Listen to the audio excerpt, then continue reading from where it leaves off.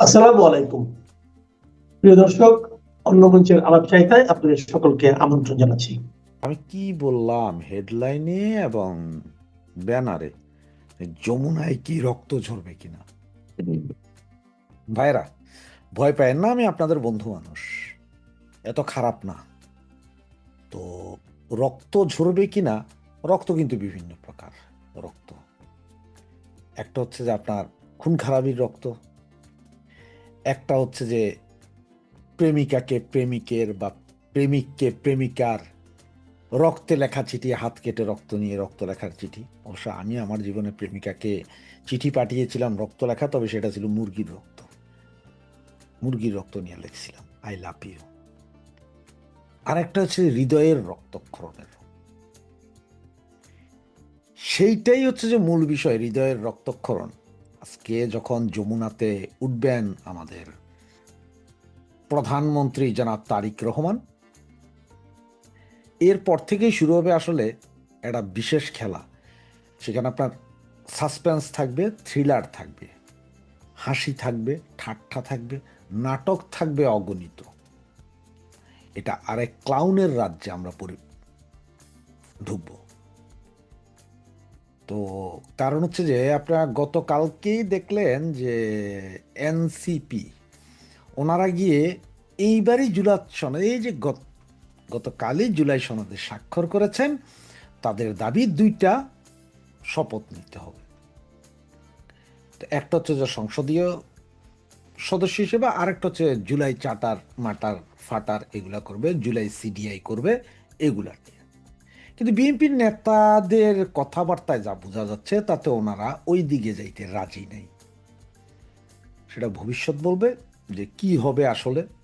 আর 4টার পরেই আমরা বলতে পারবো, 4টার সময় আমরা শুরু করব, বলতে পারবো যে আসলে কি ঘটছে, শপথ অনুষ্ঠানে কি ঘটছে, এটা আমরা 4টার দিকে বলতে পারবো। তো এই যখন পরিস্থিতি, জামাতও বসে আছেন যে কি হবে। এদিকে আপনারা জানেন যে জামাত বলেছে যে ওনাদের সংসদ সদস্যরা নিবেন না শুল্কমুক্ত গাড়ি। বিএনপি এখন বড় বিপদে। এরপরে যদি আপনার দ্বিতীয় শপথ না হয়, তাহলে এনসিপি বিশাল আন্দোলনের ডাক দিবেন, প্রয়োজনে রাস্তাঘাট ফাটিয়ে ফেলবেন ওনাদের লক্ষ কোটি 4 কোটি স্টুডেন্ট নিয়ে। যদি ওনারা ভোট পেয়েছেন মাত্র 3%, 3% আপনার টোটাল ভোটের কত পার্সেন্ট পেয়েছেন আপনার দেখেন। আমার মনে হয় না 2 লাখ ভোটও টোটাল হয়েছে, ওইগুলো টোটাল ভোট কাস্টিংয়ের সরকারি হিসাবে। এখন তাহলে কি হবে? কেন আমি বলছি হৃদয় রক্তক্ষরণ? কারণ তারেক জিয়ার সামনে কিন্তু বেশ কিছু চ্যালেঞ্জ আছে। একটা হচ্ছে যে ওনার সাথে বর্তমানে আছেন এই যে লন্ডন ফেরত কিছু লোক, যারা ছোটোখাটো পদ নিয়ে হইলেও যমুনার আশপাশে থাকতে হবে, এই ওনাদের ব্যাপার। তারেকও তাদের প্রতি প্রীত, কারণ 17 বছর তাদের সাথেই বেঁচে ছিলেন। এরপরে আছেন উনি ওই যে স্কাইপে কথা বলতেন, স্কাইপে কথা বলতেন কিছু ওই যে কি তুর্কি তরুণ বা তরুণ তুর্কি বা ইসরায়েলি তুর্কি বা ওই যে পাকিস্তানি তুর্কি যারা আছেন আর কি, ইয়াং জেনারেশন, এদের একটা গ্রুপ। আর একটা আছেন যে ওনার মায়ের বাবার সাথে রাজনীতি করা গ্রুপ। এই 3 গ্রুপের টানাপোড়েনে ওনার অবস্থা ত্রাহি ত্রাহি। আচ্ছা, এর ভিতরে আবার নতুন আরেকটা গ্রুপ আছে, যেটা হচ্ছে ফুল গ্রুপ। আপনারা আমাদের চিটাংয়ের যারা আছেন তাদের হয়তো মনে থাকতে পারে, আমাদের একজন মেয়র মেয়র নির্বাচিত হওয়ার পরে টানা 2 বছর সারা চিটাং শহরের আনাচে কানাচে আপনার প্রতিদিন একটা করে গেট উঠত, উনি একটা করে সংবর্ধনা নিতেন, মনে আছে নিশ্চয়ই। তো সেই রকম একটা ফুল গ্রুপ আছে, কারোর সাথে কারো যোগাযোগ নেই।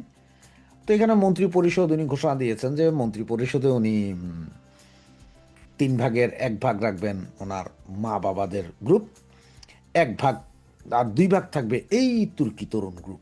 আর এর ভিতরে তো ভাই লন্ডন গ্রুপ আছেই, বুঝা দেখেন, এরা তো আছেই, কারণ এরা এত বছর ওনাকে এখানে পালছে, ওনার সাথে থাকছে, বিভিন্ন মিটিং মিছিলে গেছে, অনেক কিছুই করছে।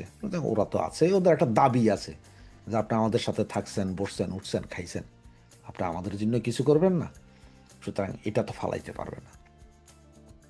এই গ্রুপের কার ঠেলায় যে কোথায় যাবে সেটা বোঝা বড় মুশকিল। আর এইদিকে জামাত আছে তলে তলে একটা প্ল্যানিংয়ে। ধরেন যদি জামাত দেখে যে তাদের কথা মতো বা তারা যা চাইছিল তা হচ্ছে না, তখন কি করবে? তারা একটা আওয়াজ বাজানোর চেষ্টা করবে। আবার এটাতে ইন্ধন দিবে কারা? সেই বিএনপির ওই যে গ্রুপ, বিভিন্ন গ্রুপের যারা তো পাইলো তারা পাইলো, আর যারা পায় নাই তারা হাই হাসান করতে করতে জামাতে বলে আপনারা নাড়া দেন, আমরাও দেখি। এই হচ্ছে যে অবস্থা। এখন আপনারা বলতে পারেন যে ভাই এইভাবে অবস্থা কী হবে? হ্যাঁ, তারেক জিয়ার বর্তমান অবস্থা ঠিক জিয়াউর রহমানের আমলের মতো। অনেকে হয়তো জানেন না, বা বইপত্র যারা পড়েন তারা সকলেই জানেন, বঙ্গবন্ধু শেখ মুজিবুর রহমান মারা যাওয়ার পরে আওয়ামী লীগের অবস্থা আজকের এরকম ছিল, এখন যেরকম এর চেয়ে আরও বেশি খারাপ ছিল। যদিও তখন শক্তিশালী গ্রুপ ছিল, বাকশাল ছিল, কিন্তু এরপরে যখন আপনার মুস্তাক ছিলেন, এরপরে আসলেন সায়েমের পরে জিয়াউর রহমান নিলেন।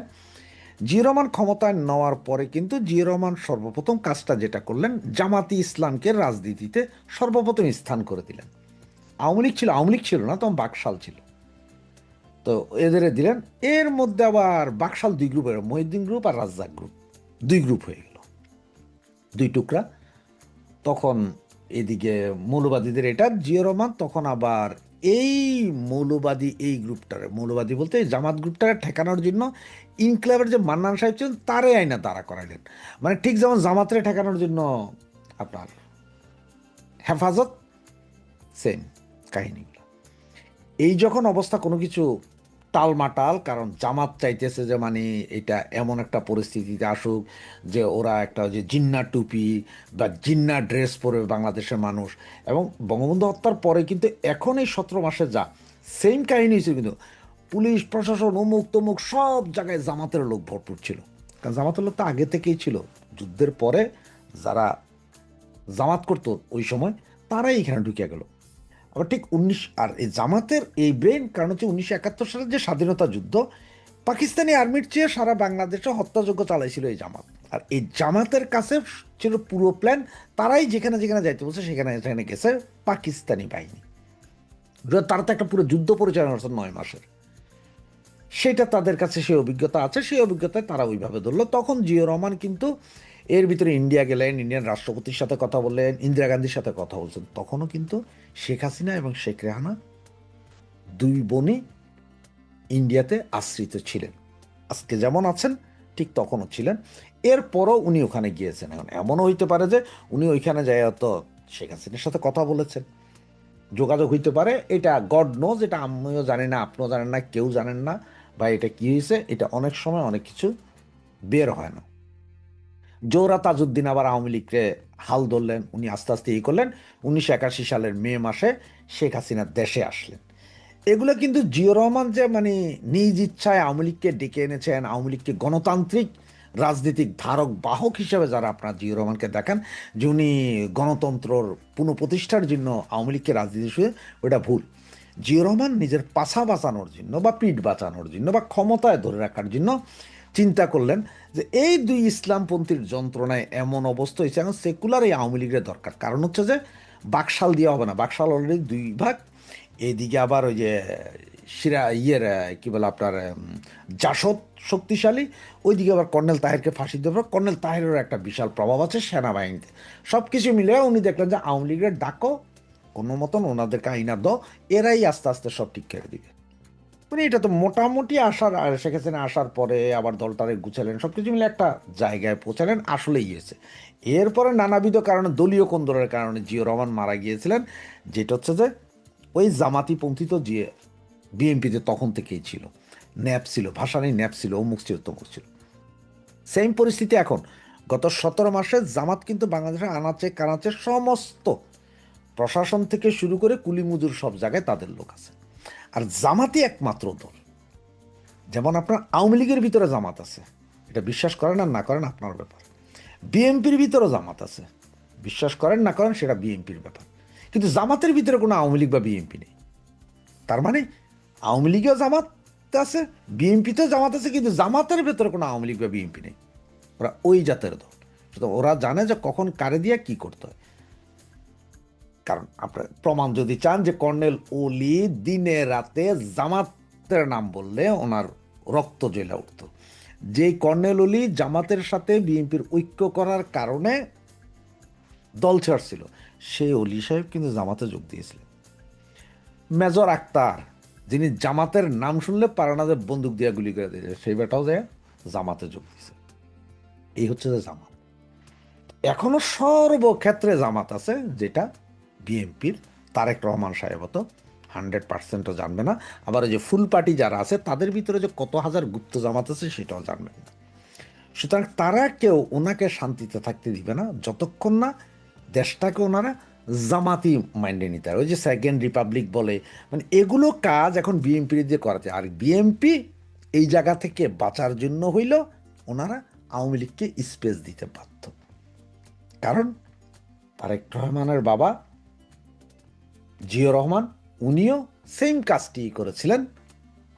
এইবারও বিএনপি নিজে বাঁচার জন্য, কেউ মনে করেন না যে না বিএনপি আইসা আওয়ামী লীগের ছাত্রলীগের ব্যান্ড তুলে দিয়েছে, আওয়ামী লীগের রাজনৈতিক কর্মকাণ্ড পরিষ্কার করে দিয়েছে, সুতরাং আওয়ামী লীগ ওইভাবে আসছে না। বিএনপি নিজের জীবন বাঁচানোর জন্য মৌলবাদীদের এই অত্যাচার থেকে নিজেকে একটু মডারেট করার জন্য হইল আওয়ামী লীগকে স্পেস উনি দিতে বাধ্য। কিন্তু ওনার দয়ায় না, আওয়ামী লীগকে দিতে বাধ্য, কারণ দেশ সে এই অবস্থা। এর ভিতরে আপনার মার্চের 6 থেকে 9 তারিখ পর্যন্ত পল কাপুর আসতেছে। তার আগে একটা প্রেশার আছে, আওয়ামী লীগের ব্যাপারে সিদ্ধান্ত নিতে হবে। কমনওয়েলথ তারাও বলেছে সিদ্ধান্ত নিতে হবে। আন্তর্জাতিক বিশ্ব সবাই বলতেছে সিদ্ধান্ত নিতে হবে। 23 তারিখে একটা মিটিং আছে এখানে, যেটা বব নামে একজন ব্রিটিশ এমপি, উনি একটা মিটিং ডেকেছেন। বিশ্বের বিভিন্ন দেশের সরকারে থাকা এমপিরা আসবেন, সেখান থেকে এই চাপটাই দেওয়া হবে, আওয়ামী লীগের ব্যাপারে সিদ্ধান্ত নিতে হবে। সুতরাং এই যখন অবস্থা তখন কি করবে? তো এই অবস্থায় এখন দেখেন বিএনপি অলরেডি, আপনারা সবাই জানেন যে জামাত তাদেরকে চাঁদাবাজের দল হিসাবে প্রতিষ্ঠিত করছে।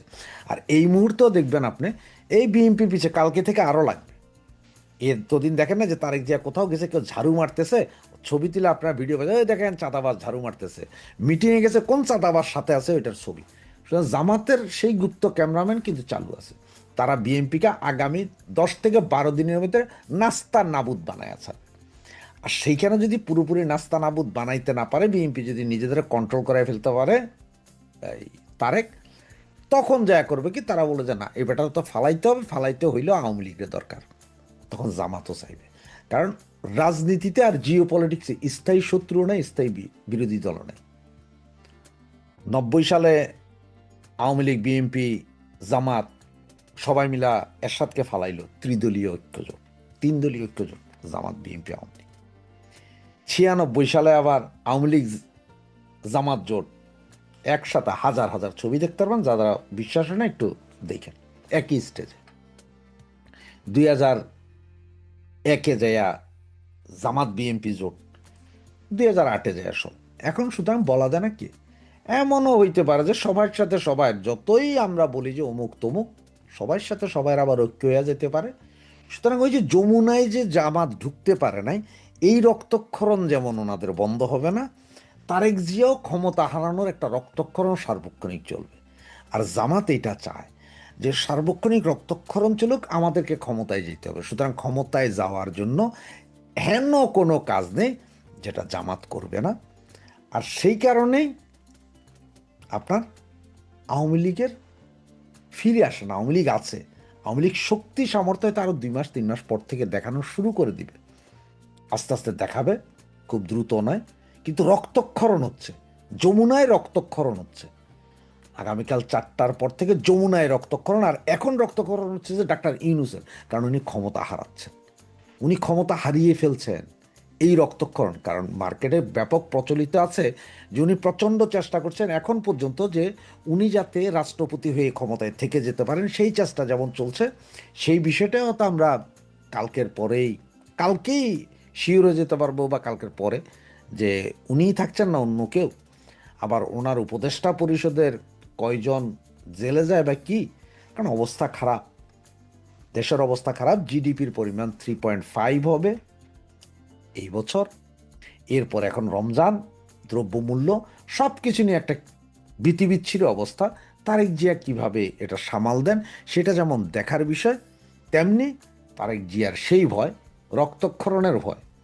কারণ ওনার কাছে আছে কয়টা গ্রুপ? 4টা গ্রুপ। লন্ডনী গ্রুপ, তুর্কি তরুণ গ্রুপ, বাবা মায়ের আমলের গ্রুপ, এবং আছেন ফুল গ্রুপ, যেটাকে আপনারা সবাই দেখেন, সব সরকারের আমলে ফুল গ্রুপ থাকে। বাবা মায়ের আমলের যে গ্রুপটা, ওই গ্রুপটা আবার ওনার অনেক কিছু মানবেন না, অনেক কিছু শুনতে চাইবেন না। কারণ হচ্ছে যে ভাই, তোমার বাপের সাথে রাজনীতি করে আসছে। আমাদেরকে তো কিছু কিছু নেতাদের একটু আছে, হেডাম আছে না, ওরে দেখতে পারে না, এরা দেখতে পারে না। তুর্কিরা হয়েছে যে বেটা তোরা বুড়ো হয়ে গেছিস, তোরা কে? যেমন যে মাহফুজুল আলম একটা বলছে যে ওল্ড হেজ, ওল্ড হেজ, এইটার একদম সহি শুদ্ধ বাংলা যদি আপনি গুগলে করেন দেখবেন যে, মনে করেন না যেটা বুড়া ভাম, এটা হচ্ছে যে ডাইনি বা শয়তান, এভিল। সুতরাং ওই মাহফুজুর রহমান বলছে কিন্তু ওদের এই তরুণদের আশা পূর্ণ হয় না, কারণ এই ওল্ড এজদের আন্ডারে পড়ে গেছিলেন। মানে হচ্ছে যে শয়তান ইউনুস সহ বাকি বুজ্জাদের তবলার ভিতরে, যার কারণে তো তারেক রহমানের কাছে এই সমস্যাগুলো আছে। সুতরাং আওয়ামী লীগের সামনে বেশি দুর্দিন নাই, আওয়ামী লীগের সামনে সুদিনই আছে, আর খুব সহসাই সুদিন আছে। এবার সেই সুদিন হয় বিএমপি করে দিবে, জামাত করবে, না এনসিপি করবে।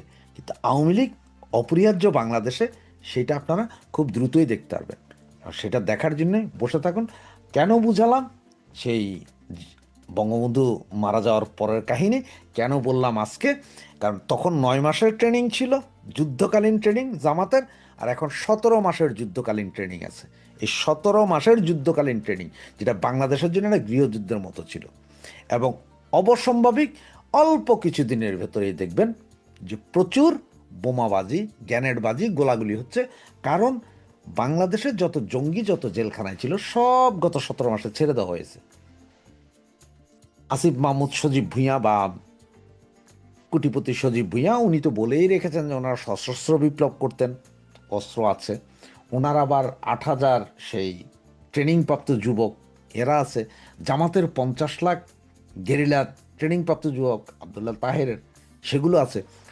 চিন্তা করেন না, সারা বাংলাদেশের আনাচে কানাচে ওদের লোক আছে, যারা ওরা তারেক জিয়াকে পাগল করতে 20 দিনের বেশি সময় নেবে না, আগামী 20 দিনের বেশি সময় নেবে না। এক এক জায়গায় এক একটা গন্ডগোল লাগাবে, হয় তাদের মধ্যে বা এমুকের মধ্যে। কারণ গুপ্ত জামাত সব জায়গায়। ওই যে বললাম আপনারা যে আওয়ামী লীগে যেমন জামাত আছে, বিএনপিতেও তেমন জামাত আছে, কিন্তু জামাতে কোনো আওয়ামী লীগ নেই। জামাত জামাতি, একমাত্র দল জামাত জামাতি। বাকি দলদের ভেতরে গুপ্ত জামাত মিনিমাম 10 to 20, 20 to 40% আছে। কেউ আমরা যাই না গিলছি, কেউ না যাই না গিলছি, কিন্তু আছে। সুতরাং এই ক্ষতিকরের হাত থেকে যদি দেশ বাঁচাইতে হয়, এই ক্ষতিকরের হাত থেকে যদি উনি অন্তত 2-4 বছর ক্ষমতায় থাকার আশা করেন, তাহলে আওয়ামী লীগকে উনিই ডাইকে আনবেন পায়ে ধরে, যে বাবারা আপনারা আসেন, আপনারা ছাড়া এই পিডানিটা আর কেউ দিতে পারবে না। সুতরাং কালকে থেকে আমরা দেখি নাটক, কি নাটক হয়, কি সিনেমা হয়, কি সাসপেন্স থাকে, কি দুঃখের কান্না থাকে, সেটাই দেখব। জয় বাংলা, জয় বঙ্গবন্ধু। ত্রয়োদশ জাতীয় সংসদ নির্বাচনে নিরঙ্কুশ জয়ের পর প্রথম সংবাদ সম্মেলনে একটি গুরুত্বপূর্ণ বিষয় ছিল আওয়ামী লীগের সমর্থকদের নিয়ে বিএনপির চেয়ারম্যান তারেক রহমানের বক্তব্য। গত শনিবার রাজধানীর ইন্টারকন্টিনেন্টাল হোটেলের বলরুমে এই সংবাদ সম্মেলন অনুষ্ঠিত হয়। সম্মেলনে এক সাংবাদিক প্রশ্ন করেন, বাংলাদেশে এখনো অনেকে আওয়ামী লীগের সমর্থক, তাদের কিভাবে রিকনসিলিয়েশন বা পুনর্বাসন করা হতে পারে? জবাবে তারেক রহমান সংক্ষিপ্ত একটু উত্তর দেন। তিনি বলেন, আইনের শাসন নিশ্চিত করার মাধ্যমে। ভারতীয় সংবাদ মাধ্যম এনডিটিভি বলছে, উত্তরটি সংক্ষিপ্ত হলেও বেশ অর্থবহ। এনডিটিভির প্রতিবেদনটিতে বলা হয়েছে, বাস্তবতা হলো আওয়ামী লীগের এখনো উল্লেখযোগ্য পরিমাণে ভোটার রয়েছে। ব্যালটে দলটির অনুপস্থিতিতে তাদের সমর্থকদের বড় অংশ বিএনপির দিকে ঝুঁকেছে। দেশি বিদেশি নির্বাচনী পর্যবেক্ষণ সংস্থাগুলো তাদের রিপোর্টে একথা বলেছে। সবশেষ 16 ফেব্রুয়ারি ট্রান্সপারেন্সি ইন্টারন্যাশনাল বাংলাদেশ টিআইবি নির্বাহী পরিচালক ডক্টর ইফতেখারুজ্জামান বলেছেন, আওয়ামী লীগকে বাইরে রেখে এই নির্বাচন অন্তর্ভুক্তিমূলক হলো কিনা এ নিয়ে আরো প্রশ্ন উঠবে। এনডিটিভি বলছে ত্রয়োদশ জাতীয় সংসদ নির্বাচনের প্রাথমিক বিশ্লেষণে দেখা যাচ্ছে আওয়ামী লীগের ভোটের বড় অংশ বিএনপির ঝুলেতে গেছে, যদিও দলটি ভোট বর্জনের ডাক দিয়েছিল। যারা ভোট দিতে চেয়েছেন তাদের সামনে কার্যত দুটি বিকল্প ছিল, বিএনপি অথবা বাংলাদেশ জামাত ইসলামী। অধিকাংশ ভোটার বেছে নিয়েছেন বিএনপিকে। এনডিটিভির দাবি, এই যে ভোট একদিকে ঘুরে যাওয়ার ব্যাপারটা ঘটেছে, এর পিছনে একটি প্রধান কারণ হলো জাতীয় পরিচয়ের প্রশ্ন। আওয়ামী লীগ ও বিএনপি উভয় দলই 1971 সালের মুক্তিযুদ্ধের ঐতিহাসিক গুরুত্ব স্বীকার করে। বিপরীতে জামাত ইসলামী মুক্তিযুদ্ধের সময় পাকিস্তানের পক্ষে অবস্থান নিয়েছিল এবং স্বাধীনতার পরও তাদের অবস্থান নিয়ে বিতর্ক রয়ে গেছে। ফলে রাষ্ট্রের ধর্মনিরপেক্ষ ও জাতীয়তাবাদী ভিত্তিকে অগ্রাধিকার দেওয়া ভোটারদের একাংশের কাছে দলটি সন্দেহের চোখে দেখা হয়। এনডিটিভি বলছে, সংখ্যালঘু ভোটারদের মধ্যেও বিএনপি উল্লেখযোগ্য অগ্রগতি অর্জন করেছে, যারা ঐতিহাসিকভাবে আওয়ামী লীগের সমর্থক বলে পরিচিত। এছাড়া আওয়ামী লীগের কার্যক্রম নিষিদ্ধ করা নিয়ে একটি ষড়যন্ত্র তত্ত্ব বিএনপির পক্ষে কাজ করেছে বলে ধারণা করা হচ্ছে। 2024 সালের আন্দোলনকে অনেকে স্বতঃস্ফূর্ত মনে করলেও পরবর্তী সময়ে আওয়ামী লীগের কার্যক্রম নিষিদ্ধ করার সিদ্ধান্তকে অনেকেই ডিপ স্টেটের প্রভাব হিসেবে দেখছেন। ভবিষ্যতে যে কোনো দল একইভাবে রাজনৈতিক অঙ্গন থেকে বাদ পড়তে পারে, এমন আশঙ্কা থেকে অনেক ভোটার স্থিতিশীলতার স্বার্থে বিএনপিকে সমর্থন দিয়েছেন বলে মনে করছে এনডিটিভি। ভারতীয় এই সংবাদমাধ্যম বলছে, আওয়ামী লীগের ভোটার অধ্যুষিত এলাকাগুলোতে কৌশলগত প্রচার, ভাসমান ভোটারদের লক্ষ্য করে পরিকল্পিত যোগাযোগ, কোনো কিছুই ভাগ্যের উপর ছেড়ে দেয়নি বিএনপি। সুইং ভোটার ও আওয়ামী লীগ সমর্থকদের নিজেদের পক্ষে টানতে সর্বোচ্চ প্রচেষ্টা চালানো হয়, যাতে জামাতের বদলে বিএনপি হয়ে ওঠে তাদের পছন্দ। এখন সরকার গঠনের পর সত্যিকার আইনের শাসন জারি করাটাই বিএনপি ও তারেক রহমানের জন্য চ্যালেঞ্জ হয়ে উঠতে পারে। এনডিটিভির বিশ্লেষণে বলা হয়েছে, বাংলাদেশের নতুন সরকারকে এখন সূক্ষ্ম ভারসাম্য রক্ষা করতে হবে। একদিকে আওয়ামী লীগের বিরুদ্ধে এনসিপি সহ একটি গ্রুপের বিরোধিতা, অন্যদিকে শেখ হাসিনার পতনের পর যে নির্বিচারে রাজনৈতিক হামলা করার প্রবণতা দেখা গিয়েছিল, সেই চক্রে না জড়ানো। এই দুয়ের মধ্যে সমন্বয় হবে বড় চ্যালেঞ্জ। ভুয়া ও হয়রানিমূলক মামলা বাতিলের পাশাপাশি সহিংসতায় প্রকৃত দায়ীদের বিচারের আওতায় আনা নিশ্চিত করাও জরুরি হবে। দর্শক, গত 18 মাস ধরে পালিয়ে থাকা আওয়ামী লীগের নেতাকর্মীরা অনেক এলাকাতেই নির্বাচনের পরদিন থেকেই দলীয় কার্যালয় খোলা শুরু করেছেন। শুরুটা হয় পঞ্চগড় জেলায়। 13 ফেব্রুয়ারি কার্যক্রম নিষিদ্ধ থাকা আওয়ামী লীগের একটি দলীয় কার্যালয়ের তালা খুলে দেন পঞ্চগড় সদর উপজেলা বিএনপি সভাপতি আবু দাউদ প্রধান। উপজেলার চাকলাহাট বাজারে এই ঘটনা ঘটে। ওই ঘটনার একটি ভিডিও সামাজিক যোগাযোগ মাধ্যমে ফেসবুকে ছড়িয়ে পড়ে। নির্বাচনের 2 দিন পর ঢাকার গুলিস্তানে আওয়ামী লীগের কেন্দ্রীয় কার্যালয়ের সামনে জাতীয় পতাকা উড়িয়েছে একটি দল। তারা বঙ্গবন্ধু শেখ মুজিবুর রহমানের প্রতি সালাম জানান।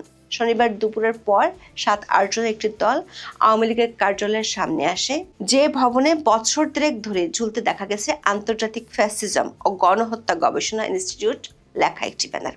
15 ফেব্রুয়ারি খুলনায় দলীয় কার্যালয়ে আওয়ামী লীগের স্থানীয় নেতাকর্মীরা জাতীয় পতাকা উত্তোলন করেন। একই সঙ্গে বঙ্গবন্ধু শেখ মুজিবুর রহমান এবং শেখ হাসিনার ছবি টাঙিয়ে পুষ্পমাল্য পরান নেতাকর্মীরা। এই সময় জয় বাংলা, জয় বঙ্গবন্ধু স্লোগান দেন তারা। খবর পেয়ে সন্ধ্যায় রেড জুলাই নামে একটি সংগঠনের লোকজন এসে তা ভাঙচুর অপসারণ করে। পুলিশ ও স্থানীয় সূত্রে জানা গেছে, 2024 সালের 4 আগস্ট জুলাই আন্দোলনের সময় জেলা আওয়ামী লীগের এই কার্যালয়ে অগ্নিসংযোগ করা হয়েছিল। এরপর থেকে কার্যালয়টি অব্যবহৃত অবস্থায় পড়েছিল। একই দিনে দিনাজপুর জেলা আওয়ামী লীগের অফিস খুলেছে। সকাল 10টার দিকে শহরের বিভিন্ন স্থান থেকে প্রায় 40-50 জন দিনাজপুর জেলা আওয়ামী লীগ ও স্বেচ্ছাসেবক লীগের নেতাকর্মী কার্যালয়ে এসে অবস্থান নেন। এই সময় তারা জয় বাংলা, জয় বঙ্গবন্ধু স্লোগান দিতে দিতে ভগ্নপ্রায় অফিসে ঢোকেন।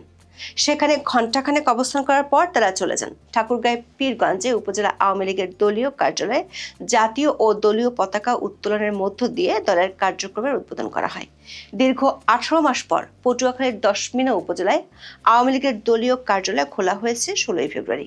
সোমবার সকাল 7টার দিকে উপজেলার নলখোলা বাজারে বন্ধ থাকা কার্যালয়টির তালা খোলেন উপজেলা বাংলাদেশ যুবলীগ ও নিষিদ্ধ ঘোষিত ছাত্রলীগের নেতারা। প্রত্যক্ষদর্শীরা জানান, এ সময় কার্যালয়ের সামনে জড়ো হয়ে যুবলীগ ও নিষিদ্ধ ছাত্রলীগের নেতাকর্মীরা বিভিন্ন স্লোগান দেয়। পরে কার্যালয়ের ভেতরে ও বাইরে দীর্ঘ 18 মাস পর 10মিনা উপজেলা আওয়ামী লীগের দলীয় কার্যালয়ে শুভ উদ্বোধন শীর্ষক একটি ব্যানার টাঙানো হয়। সালের 5 আগস্ট বিকেলে 10 মিনা উপজেলা আওয়ামী লীগের কার্যালয়ে ভাঙচুর চালিয়ে সেটি তালাবদ্ধ করে দেওয়া হয়েছিল। পাবনায় দলীয় কার্যালয়ের সামনে কয়েকজন নারী নেত্রী গিয়ে জাতীয় পতাকা উড়িয়েছেন। চট্টগ্রাম নগরীর নিউ মার্কেট মোড় সংলগ্ন দোস্ত বিল্ডিং এর উত্তর জেলা আওয়ামী লীগের কার্যালয়ে দলের সাইনবোর্ড টাঙিয়েছেন নেতাকর্মীরা। 16 ফেব্রুয়ারি বিকেলে ওই কার্যালয়ে গিয়ে সাইনবোর্ড লাগান উত্তর জেলা ছাত্রলীগের সাবেক যুগ্ম সম্পাদক শওকতুল আনাম এবং সাবেক কেন্দ্রীয় ছাত্রলীগ নেতা কাজী সুরুজ। এ সময় তাদের সঙ্গে আরো কয়েক নেতাকর্মী ভবনটিতে অবস্থান করেছিলেন। এতদিন চট্টগ্রাম মহানগর আওয়ামী লীগের ওই অফিসটি দখল করে রেখেছিল জাতীয় নাগরিক পার্টি বা এনসিপি। সোমবার বিকেলে সামাজিক যোগাযোগ মাধ্যমে ছড়িয়ে পড়া ভিডিওতে দেখা যায় দুজন ব্যক্তি জয় বাংলা স্লোগান দিয়ে চট্টগ্রাম উত্তর জেলা আওয়ামী লীগ লেখা স্টিকার কার্যালয়ের দরজার উপর লাগিয়ে দিচ্ছেন। গত বছর 21 অক্টোবর ওই ভবনের 4র্থ তলায় উত্তর জেলা আওয়ামী লীগের কার্যালয় ভাঙচুর করে তালা ঝুলিয়ে দিয়েছিল একদল যুবক। সামাজিক যোগাযোগ মাধ্যমে ছড়িয়ে পড়া ওই দিনের ভিডিওতে দেখা যায় একদল যুবক কার্যালয়টির বাইরে বঙ্গবন্ধু শেখ মুজিবুর রহমানের ছবি ভাঙচুর করছে। গত রোববার নগরের লালদিঘির পারে সড়কের পাশের দেয়ালে স্থাপিত বঙ্গবন্ধুর প্রতিকৃতি মুরাল ধুয়ে মুছে পরিষ্কার করেন ছাত্রলীগের নেতাকর্মীরা। দৈনিক প্রথম আলোর খবরে বলা হয়েছে, বরগুনার বেতাগী উপজেলার আওয়ামী লীগের দলীয় কার্যালয়ের তালা ভেঙে নিয়ন্ত্রণ নিয়েছে ছাত্রলীগের স্থানীয় নেতাকর্মীরা। সোমবার বেলা 3টার দিকে বেতাগী পৌর মার্কেট এলাকায় অবস্থিত উপজেলা আওয়ামী লীগের কার্যালয়ে ছাত্রলীগের নেতারা ঢুকেন। এই সময় তারা কার্যালয়ের ভিতরে বঙ্গবন্ধু শেখ মুজিবুর রহমান ও শেখ হাসিনার ছবি টাঙান। এরপর দলীয় কার্যালয়ে সাইনবোর্ড টাঙানো হয়। এই ঘটনার একটি ভিডিও সামাজিক যোগাযোগ মাধ্যমে ছড়িয়ে পড়েছে। প্রথম আলোর খবরে বলা হয়েছে, 2024 সালের 5 আগস্ট শেখ হাসিনার পতনের পর বেতাগী আওয়ামী লীগের দলীয় কার্যালয় ভাঙচুর করে তালাবদ্ধ করা হয়। এরপর থেকে আওয়ামী লীগের নেতা কর্মীরা আত্মগোপনে ছিলেন।